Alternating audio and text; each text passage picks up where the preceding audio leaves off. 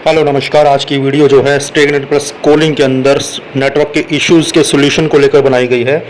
तो अगर आप इस चैनल पर नए हैं तो चैनल को सब्सक्राइब कर दीजिए ताकि आपको नई नई वीडियोज़ और अपडेट टाइमली मिल सकें। और वीडियो को पूरा देखिएगा ताकि आपसे कोई भी जानकारी स्किप ना हो, क्योंकि आधा अधूरा ज्ञान खतरनाक होता है। तो आए शुरू करते हैं बिना कोई देरी किए। स्टेगनेट प्लस में कस्टमर आपको अपने एरिया में अपने लोकेशन पर नेटवर्क का इशू बताते हैं या नेट स्पीड स्लो बताते हैं, जिसका सॉल्यूशन जब तक नहीं होगा तब तक वो रिचार्ज नहीं करवाएंगे। पर क्या आपको पता है कि स्टे कनेक्टेड प्लस की कॉलिंग के अंदर कस्टमर आपको नेटवर्क का इशू क्यों बोलता है? क्योंकि वो रिचार्ज को जितना हो सके टालना चाहता है, क्योंकि सेम नंबर पर उसने काफ़ी वक्त से कोई रिचार्ज नहीं करवाया है, लेकिन वो नंबर उसको जो है रखना ज़रूर है। लेकिन उससे पहले क्या आपने कभी ऐसा सोचा है कि कस्टमर जो है आपको स्टे कनेक्टेड प्लस की कॉलिंग के अंदर ही नेटवर्क का इशू क्यों बताता है?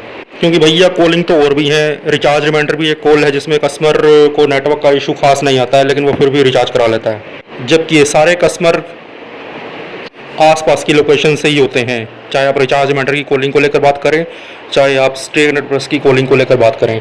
ये जो कस्टमर होते हैं आसपास के एरिया के होते हैं। तो ऐसा कैसे पॉसिबल हो सकता है कि उसी एरिया में एक को इशू आ रहा है, दूसरे को इशू नहीं आ रहा है? अगर मैं रिचार्ज रिमाइंडर की बात करूं तो नेटवर्क का इशू जो है 1 से 2% लोगों को आता है, लेकिन फिर भी वो कस्टमर रिचार्ज करवा लेता है, क्योंकि वो उसका परमानेंट नंबर है। वो आज नहीं तो कल उस पर रिचार्ज कराएगा ही। आपने कभी ऐसा सोचा है कि रिचार्ज रिमाइंडर कस्टमर बहाने क्यों नहीं मारता रिचार्ज कराते हुए, या बहाने कम क्यों मारता है स्टे कनेक्टेड प्लस की कॉलिंग के अपेक्षा में? तो यकीन मानिए आपको इन सभी सालों के जवाब आगे आने वाली वीडियो में मिलेंगे। इस वीडियो को अंत तक देखिए ताकि आपसे कोई भी पॉइंट स्किप ना हो। तो अब आते हैं मेन टॉपिक के ऊपर। हम बात कर रहे थे स्टे कनेक्टेड प्लस की कॉलिंग के अंदर नेटवर्क का इशू कस्टमर को आता क्यों है। स्टे कनेक्टेड प्लस की कॉलिंग का कस्टमर, जैसे मैं आपको पहले भी बता चुका हूँ, ये कस्टमर ढीठ टाइप का कस्टमर होता है। और यकीन मानिए ये आपसे बात करते करते कोई भी एक्सक्यूज़ दे सकता है, चाहे वो नेटवर्क का इशू हो या कोई और इशू हो। ये रिचार्ज नहीं करवाएगा, लेकिन आपको अपनी समझदारी के अनुसार इस पर रिचार्ज करवाना है। और वो कैसे करवाना है वो आपकी समझदारी और आपके स्किल्स पर निर्भर करता है, जिसमें ये वीडियो आपकी मदद करेगा। स्टे कनेक्ट प्लस की कॉलिंग में कस्टमर ज़्यादा से ज़्यादा चाहता है कि मैं बिना रिचार्ज करे अपना जो जियो का नंबर यूज़ कर पाऊँ और मुझे रिचार्ज कराने की ज़रूरत ना पड़े। और बस इसी पॉइंट पर आप गलती करते हैं, क्योंकि आपको पता ही नहीं कि इस कस्टमर को कैसे डील किया जाए, कैसे इससे बात की जाए। तो आप कस्टमर की सुनते हैं और कोड को डिसकनेक्ट कर देते हैं, क्योंकि आपके पास जवाब नहीं होता है। आपके पास वो तरीका ही नहीं होता जिससे कस्टमर को आप कन्विंस कर सकें, कस्टमर को चुप करवा सकें। तो आप करते क्या हैं, खुद चुप होकर फ़ोन को डिसकनेक्ट कर देते हैं और वो होने वाला रिचार्ज वहीं पर दम तोड़ देता है। अगर कोई भी कस्टमर आपको बात करते हुए नेटवर्क का इशू बोलता है तो उसे कहें कि मेरी और आपकी बात बिल्कुल सही हो रही है, जिसमें कोई भी नेटवर्क की डिस्टर्बेंस नहीं आ रही है। आपको मेरी आवाज़ और मुझे आपकी आवाज़ प्रॉपर सुनाई दे रही है, इसमें नेटवर्क इशू नहीं है, आप कृपया रिचार्ज करवाएं।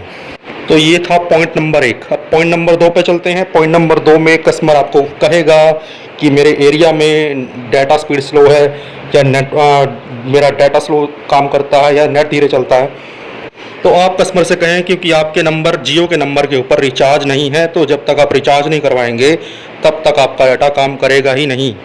आप कृपया रिचार्ज करवाएं और अपने डाटा को हाई स्पीड कनेक्टिविटी दें, क्योंकि जब तक आप रिचार्ज नहीं करवाएंगे तब तक आपका डाटा नहीं चलेगा और आपको इसी तरीके से स्लो डाटा स्पीड का अनुभव होता रहेगा। तो ये था पॉइंट नंबर 2। अब चलते हैं पॉइंट नंबर 3 की ओर। अब यहाँ पर कस्टमर आपको बोल सकता है कि मेरे दूसरे जियो के नंबर के ऊपर रिचार्ज है, जिसमें आपका ना तो नेटवर्क ढंग का है, ना ही आपका डाटा स्पीड काम करता है, और उस पर पहले से रिचार्ज भी है। तो बताएं करें क्या? तो बस इसी स्टेज पर आपको कस्टमर को घेर लेना है। कस्टमर को कहें कि अभी थोड़ी देर पहले आप कह रहे थे कि आपके एरिया में जियो का नेटवर्क नहीं है या डाटा स्पीड स्लो काम करती है, तो आपने अपने किसी दूसरे जियो के नंबर के ऊपर रिचार्ज का खर्चा क्यों किया हुआ है? इसका मतलब आपके एरिया में नेटवर्क का इशू नहीं है। आप कृपया इस नंबर पर रिचार्ज करवाएं जिस नंबर के लिए मैं कॉल कर रही हूँ।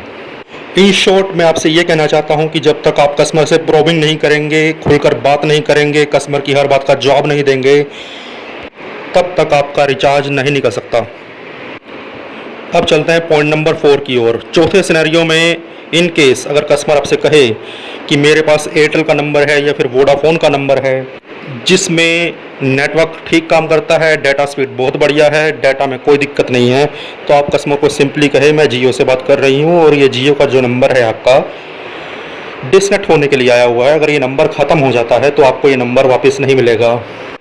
और क्योंकि मैं नेटवर्क टीम से नहीं हूं तो नेटवर्क टीम ही इसका सलूशन कर सकती है। जो आपके एरिया में जियो का नेटवर्क डाउन है उसके बारे में आप अपने नज़दीकी जियो ऑफिस में जाके विज़िट करें, नेटवर्क टीम से मिलें ताकि आपकी समस्या का समाधान जल्दी से जल्दी हो पाए।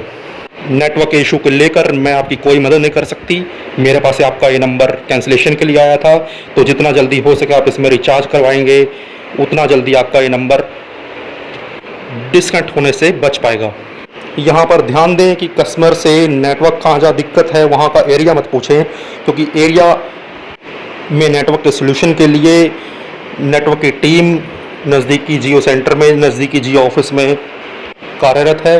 तो कस्टमर को कहें कि आप नज़दीकी जियो सेंटर या नज़दीकी जियो ऑफिस में पर्सनली जाकर मिलें और अपनी समस्या का समाधान वहीं पे करवाएं।